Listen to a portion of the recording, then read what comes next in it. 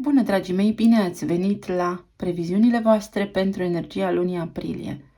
Acestea se aplică tuturor celor care au soarele, luna și ascendentul în balanță. Haideți să vedem despre ce este vorba. Pe data de 3 aprilie, Mercur intră în Taur, în casa voastră a 8-a. Pe data de 6 aprilie vom avea un eveniment de lună plină la 16 grade balanță, care va lumina casa voastră întâi. Pe data de 11 aprilie, planeta iubirii și a banilor Venus își va începe tranzitul prin casa voastră a 9-a, casa credințelor și a spiritualității, în semnul Gemeni. Pe data de 20 aprilie vom avea cea de-a doua lună nouă din Berbec, de această dată la 29 de grade Berbec, care este deopotrivă și o eclipsă hibridă de soare. Un eveniment foarte puternic astral, care vine cu înțelepciune ancestrală. Pe data de 21, tot în Taur, Mercur își va începe mișcarea aparent retrogradă la 15 grade. Să vedem, dedicat pentru voi, ce se întâmplă și despre ce este vorba și cum vă pot influența astrele, cum predispun pentru ca voi să faceți alegerile potrivite vouă. În primul rând, Mercur în casa 8-a vorbește despre intimitate, despre gândire logică, strategică și eficientă în ceea ce ține de banii altora, de taxe și impozite, de banii partenerului sau de cum ne raportăm noi la intimitatea noastră. Casa 8-a este casa sexualității, a energiei Kundalini, a morții și a renașterii, a puterii, pentru că este guvernată de Pluto, dar și a taxelor și a impozitelor. Se prea poate ca pentru voi în luna aprilie gândul, comunicarea și atenția să fie în aceste zone pe care le-am enumerat. Taurul este un semn fix de pământ, care încetinește ritmul, este guvernat de Venus, este un semn al banilor, al simțurilor tactile. Cum puteți acum alchimiza tot ceea ce are legătură cu casa 8-a, intimitatea, relațiile voastre, cum se pot îmbunătăți, care sunt gândurile voastre în această zonă? Vă gândiți oare la ceva impozite pe care le aveți de achitat sau cum puteți obține mai mulți bani prin parteneriate sau prin banii partenerilor? Este o energie care poate eficientiza și sistematiza. Acum poate aduce claritate și vă poate ajuta pe voi să luați cele mai bune decizii. Pentru unii dintre voi poate aduce acceptare și înțelepciune, în sensul că vă retrageți din lupta pentru orgolii, pentru a avea pace și liniște în suflet. Pe 6 aprilie, în semnul balanței, la 16 grade, va avea loc evenimentul de lună plină, în casa voastră întâi. 16 este o cifră a turnului, dar însumată ne dă 7, o cifră mistică. Cifra care acum va aprinde reflectorul pe relații. Balanța este un semn al relațiilor. Cum ești văzut de ceilalți sau care este poziția ta în relația cu ceilalți, indiferent despre ce relație vorbim. Cât de mult îți pasă de ce spune gura lumii sau cât de mult îți pasă de cum te văd ceilalți pe tine. Această lunație vine cu finalitate, cu închidere, cu nevoia de a curăța percepția. Poate ar trebui să nu-ți mai pese atât de mult ce spun alții sau poate ar trebui să faci ceva, dacă nu știu, feedback-ul este în unanimitate și într-o voce sincronizată. Unde anume este dezechilibru și cum poți intra în armonie cu imaginea pe care o ai tu despre tine pentru a aduce frumusețe și diplomație, liniște, artă în viața ta. Pe data de 11 aprilie, Venus va intra în Gemeni, în casa a 9-a. Venus este planeta banilor, dar și a stimei de sine, a frumuseții, iar casa 9 este casa lui Jupiter, casa expansiunii, a studiilor înalte, a călătoriilor pe distanțe lungi, a credinței, a spiritualității, a profesorului și a învățăcelului deopotrivă. Puteți acum descoperi că atrageți magnetic în viața voastră oameni pe care să îi învățați, dar și de la care să învățați, grupuri de oameni să vă regăsiți, să ieșiți, să studiați, pentru că vorbim despre Gemeni, care este un semn al intelectului, iar Mercur, guvernatorul său, este în casa 8-a, în casa puterii. Cum puteți căpăta acum putere? Prin a învăța lucruri noi, prin a vă extinde, sau ce călătorii inițiatice planificați, sau ce călătorii pur și simplu de concediu, de vacanță aveți acolo în minte, pentru că le puteți atrage. Puteți, cel puțin până retrogradează Mercur tot aici, pe 21 aprilie, să vă faceți planuri în această direcție. Pe 20, care este cifra judecății, aprilie, va avea loc luna nouă din Berbec la 29 de grade, care este totodată și o eclipsă hibridă de soare. Acest tip de eveniment a mai avut loc cam acum 18 ani. Reia aceeași temă de atunci, a curajului, a determinării, a individualității, a voastră, a sinelui. Vedeți că sunt toate legate în tandem. Vorbim despre intelect și evoluție, despre relația mea cu mine și relația mea cu ceilalți pe parcursul lunii aprilie. Ce lucruri noi poți acum face? Această lunație va avea loc în casa voastră a 7-a, în casa relațiilor. După ce te vei fi edificat, cum stai cu relațiile și în ce poziție te afli, dacă într-una de putere sau de egalitate, sau poate că nu ești în echilibru sau în relația potrivită, acum poți începe drumuri noi, proiecte noi, parteneriate noi.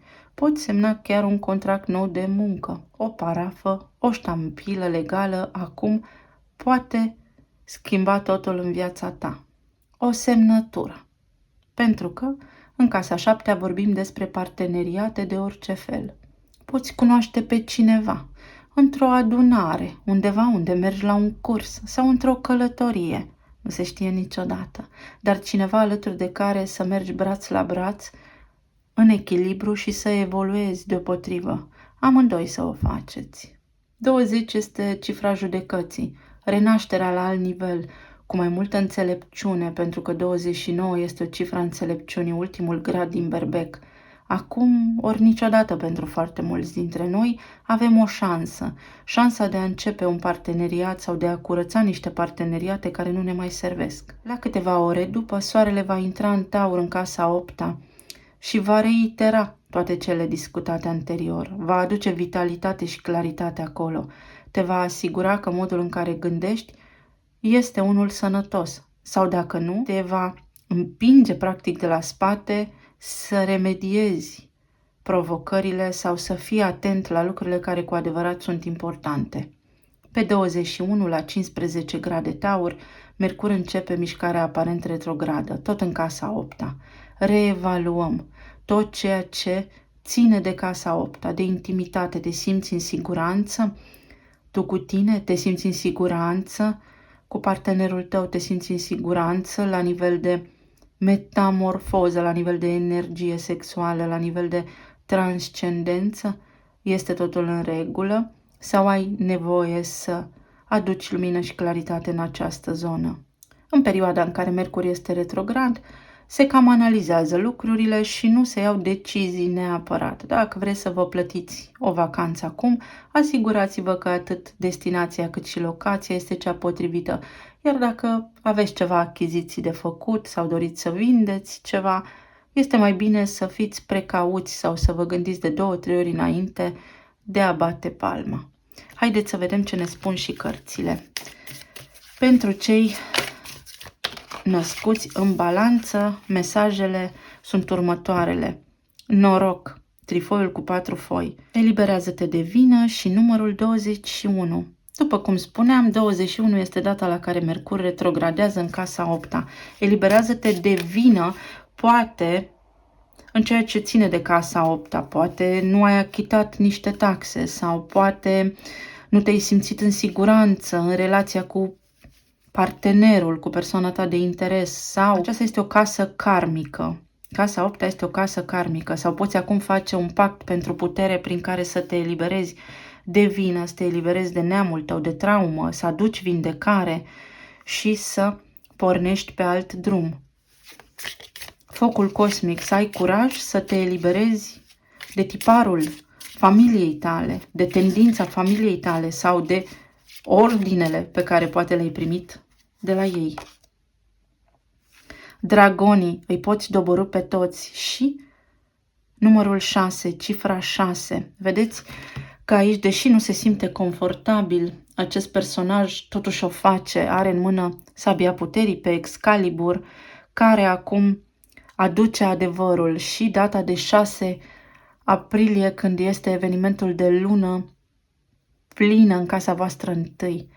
Adică și ce dacă eu nu sunt blondă cu ochi albaștri sau brunet cu ochi verzi?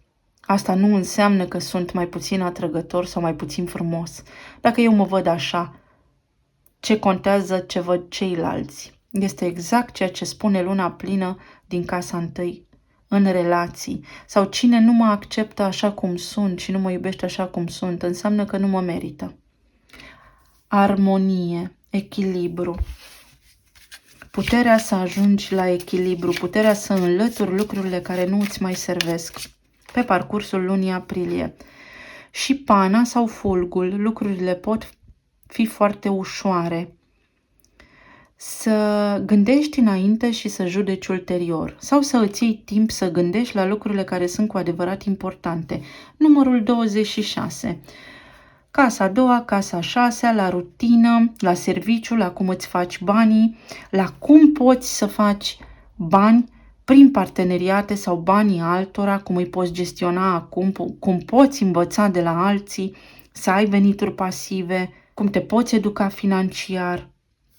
Iar la nivel de casa 8-a, lucrurile pot funcționa bine pentru tine. Poți avea încredere în partenerul tău, poți avea încredere în intimitatea ta sau să fii de 2 ori mai atent sau mai atentă în cine ai încredere la nivel de relație intimă.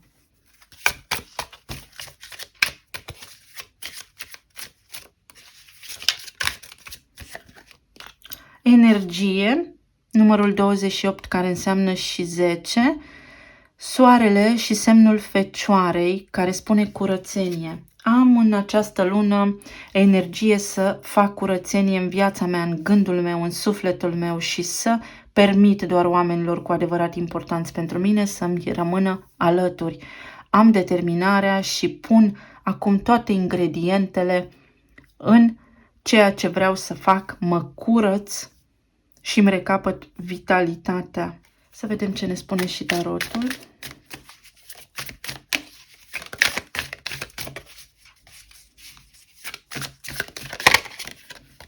Poate ați avut vreo relație atipică cu persoana voastră de interes, ați avut o vină acolo, v-a mustrat conștiința sau poate vă întrebați de ce pe această persoană nu mustră conștiința. În tot cazul, cu cât renunțați mai repede la așteptări și la a vă mai pune întrebări în legătură cu ce fac ceilalți, cu atât veți fi mai fericiți.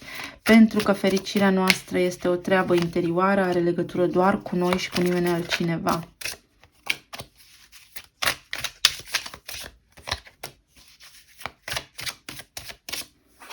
Este o lună în care pe voi vă va împinge energia berbecului să acționați.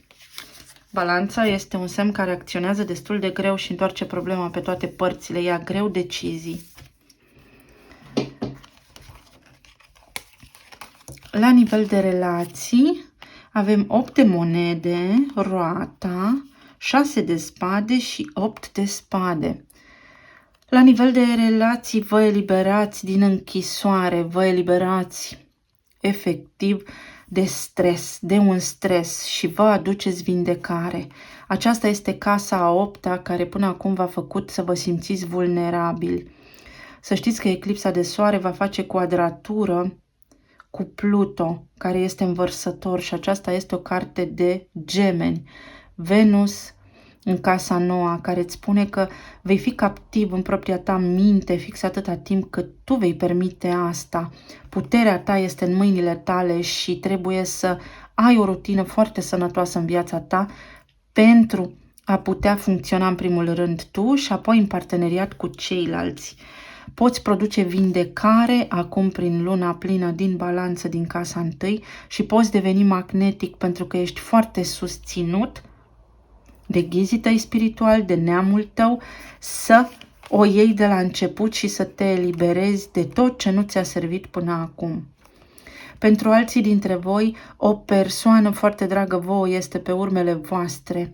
Vă caută cu gândul, cu mintea, dar este și foarte tristă pentru că fie este această persoană în izolare, fie voi le-ați întors lor spatele. Iar acum situația se poate schimba. Sau, dacă voi așteptați pe cineva de la distanță, de la depărtare, acum această persoană poate să acționeze și să revină, însă trebuie să aveți grijă că s-ar putea să aibă niște atașamente aici, niște gânduri nesănătoase sau niște stări ușor depresive. Pentru alții dintre voi, la nivel de relații, Venus în Gemeni vă oferă niște posibilități extraordinar de bune și de benefice pentru ca voi să evoluați la nivel de studii sau la nivel de certificări, astfel încât să urcați o treaptă la nivel social sau să câștigați mai mulți bani.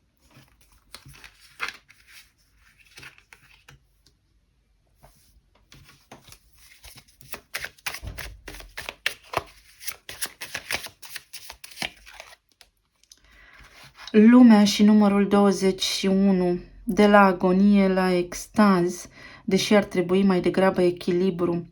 Revine o comunicare sau voi reluați o temă a relațiilor sau există aici o apropiere de persoana voastră de interes. Dar, înainte de această apropiere, trebuie să vă fie clar care este poziția voastră în acea relație și ce anume vreți să se întâmple de acum înainte. Pentru că aici avem un șarpe, casa 8-a, care îl are pe Mercur acolo și gândește sistematic, eficient și clar, cu calmitate. Ce anume îmi doresc eu la nivel intim? Și asta veți obține. Cineva poate veni de la distanță, cineva caută să vină de la distanță sau persoana voastră de interes este plecată în străinătate sau este la depărtare de voi pentru că lucrează, caută afirmare profesională și în acest moment poate realiza că acest lucru nu este totul. Cineva se poate trezi spiritual aici sau cineva pur și simplu se poate trezi vinovat că a ieșit dintr-un parteneriat sau că a greșit într-un parteneriat și acum vrea să vină să înfrunte rezultatul, efectul pe care l-a cauzat și să se elibereze sau să vă eliberați, să vă reuniți. Acest rege de cupe, cineva își poate da seama acum ce sentimente și ce trăiri are pentru tine. Cineva descoperă sentimente în forul său lăuntric. Cineva care este la distanță, clar, se gândește cu iubire. Aceasta poate fi și vindecarea voastră în relație, să vă vindecați de cineva cu care ați fost anterior, să vă eliberați de vină și de tot ce nu a funcționat și să aveți energie să o luați de aici înainte, mai departe pe calea voastră, pe drumul vostru. Este și o ocazie să vă eliberați de ceea ce a fost toxic aici, pentru că cele 15 grade la care retrogradează Mercur acolo scot la suprafață toxicitatea din intimitate, din viața voastră intimă. 3 de bâte. Cineva vă așteaptă pe voi sau voi așteptați pe cineva. Aceasta este o carte de acțiune. Lucruri noi vor apărea aici la nivel de relații pentru voi în luna aprilie. Lucruri care acum cresc, fie prin acea eclipsă de soare din Berbec, voi plantați intenții noi care vor da roade în, iată, 1, 2, 3, 4, 5, 6, 6 luni de acum încolo, pentru că așa se și manifestă lunațiile, lună nouă, lună plină, pe aceeași axă la 6 luni, pot fi chiar și 3 săptămâni. Este o pasiune aici, este o chemare, este un îndemn, este ceva ce nici voi, nici cealaltă persoană nu puteți trece cu vederea. Cineva aici se gândește la voi și nu poate închide ochii, nu poate sta liniștit Iată, nu poate sta liniștit 9 de spade. Cineva se gândește, să știți, cu regret și cu vină la voi și este capabil să-și ceară iertare. Poate să vă spun acest lucru. Venus în casa a 9 și poate materializa aici sentimentele. Își poate spune aici sentimentele. Este posibil ca în luna aprilie să existe o apropiere între persoana voastră de interes și voi, prin care să își dezvăluie adevăratele sentimente față de voi, și la nivel de intimitate, și la nivel afirmativ, și la nivel de rutină, de plan fizic. Pe de altă parte aici, dacă sunteți persoane singure, acum în această lună puteți să produceți niște schimbări la voi, care să dea rezultate în următoarele 6 luni și să plantați semințele pentru a cunoaște pe altcineva, o energie complet nouă, o energie înțeleaptă, o energie corectă și totul să fie palpabil și concret. La nivel de plan material, unii dintre voi doriți să vă întoarceți, fie pe meleagurile natale, fie să vă întoarceți la ceea ce ați iubit în copilărie să faceți. Alții dintre voi doriți să vă întoarceți la profesia pe care ați studiat-o sau la o pasiune mai veche de-a voastră. Vă bate gândul pe unii dintre voi să intrați în învățământ, pe alții dintre voi să învățați ceva pe cineva. Să vă schimbați serviciul, dacă doriți acest lucru, este posibil acum, pentru că aceasta este menirea sufletului vostru și pentru că este o dorință arzătoare care acum se poate naște, poate deveni realitate. Pentru alții dintre voi doriți să vă găsiți un serviciu mai aproape de persoana voastră iubită sau un serviciu care să vă ofere și mai multe satisfacții personale pe lângă cele materiale. Pentru alții dintre voi văd că sunteți foarte preocupați de studiile copiilor voștri. Poate îngrijorați, poate trec prin niște probe, prin niște trepte, au ceva de făcut, ceva competiții sportive și așa mai departe și veți fi alături de ei.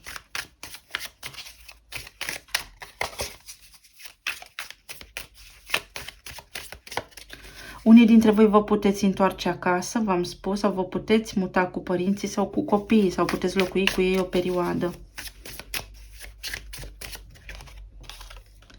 Asul de cupe. Unii dintre voi veți transforma pasiunea în profesie sau veți ajunge sub o formă sau alta să începeți o profesie care vă încântă foarte, foarte mult și vă împlinește. Cavalerul de bâte, o surpriză foarte mare sau mai există posibilitatea ca unii dintre voi să vă cunoașteți iubirea adevărată la locul de muncă.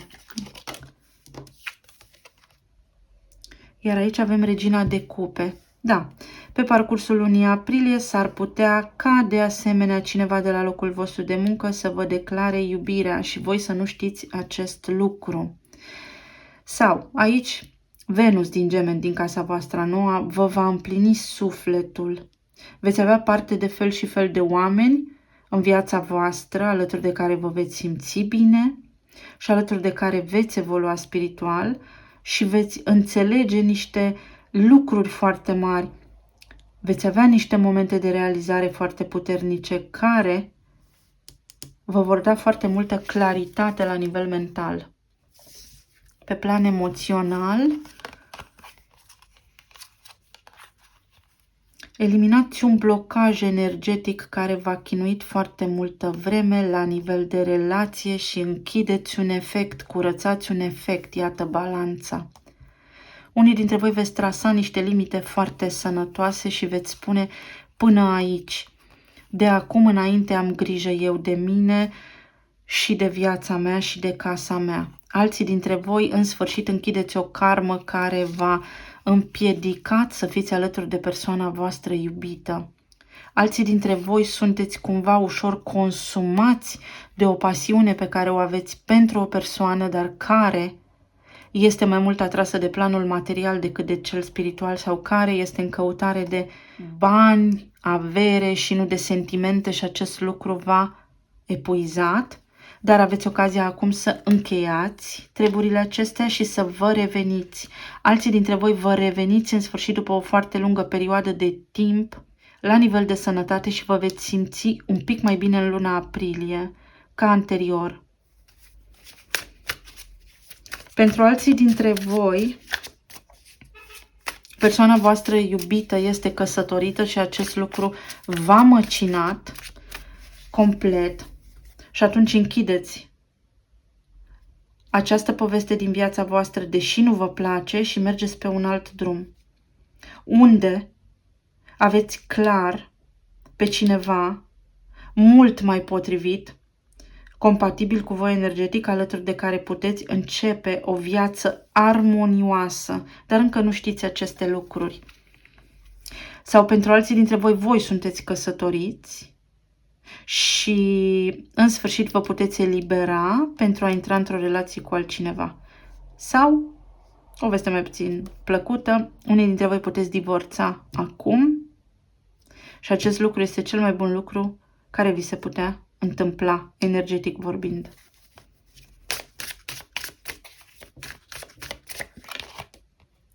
Pajul de cupe, s-ar putea să fie implicați aici copii sau s-ar putea ca cineva să fie mistuit pe interior de sentimentele pe care le are pentru voi.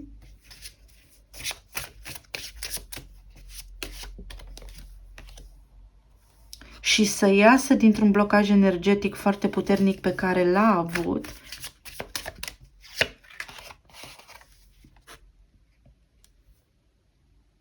Voi doi să fi fost așa într-o dinamică de compromis până acum. Poate ați fost angajați fiecare dintre voi în alte relații.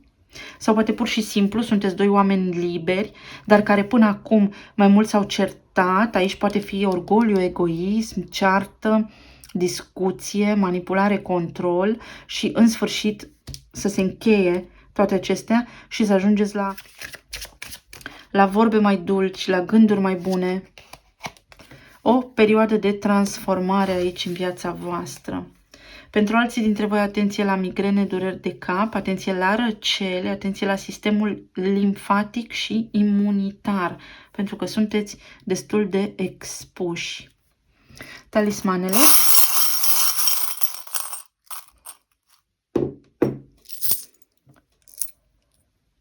Lucrurile care trebuie să se întâmple pentru voi se vor întâmpla la nivel de relații, pentru că amprenta va fi la voi pusă pe relații, pe voi doi care acum sunteți într-o perioadă mai puțin favorabilă, ușor tensionată posibil, unde unul dintre voi a manipulat din cuvinte sau cineva a manipulat narativa sau poate a dat dovadă de egoism sau poate a fost taxată pe bani această persoană și ați fost la distanță, în separare. Văd materialism aici, a apărut și taurul sau poate aveți legătură cu vreun taur.